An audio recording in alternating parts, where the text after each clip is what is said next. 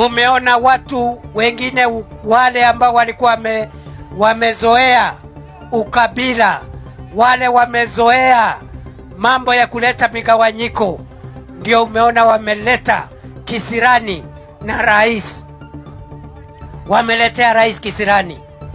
Ati kwa nini unahudumia watu bila kujali walipiga kura side gani? Na sisi tunawaambia uchaguzi ukiisha, wale ambao wanapata bahati ya kuongoza wanakuwa ni viongozi wetu sisi zote. Mambo ni matatu. Kontrakta aidha harakishe haraka iwezekanavyo, tuone hiyo kazi ikimalizika saa hii. Asipofanya hivyo apotee, apitie kotini, na jambo la tatu, akicheza atasafirishwa na wananchi na maombi ya wananchi.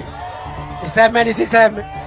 Wale ambao ni wenzetu kwa vyama ambavyo ni marafiki na chama cha UDA, tuko na marafiki wa vyama vingine ikiwemo ODM ambao tuko katika serikali ya mapana na marefu pamoja.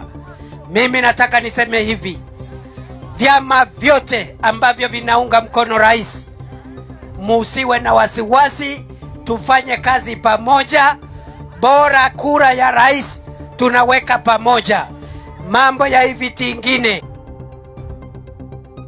wananchi watatusaidia, tufanye kura ya amani. Wale watapata watuongoze, wale watakosa wakuje tuwatafutie kazi katika serikali.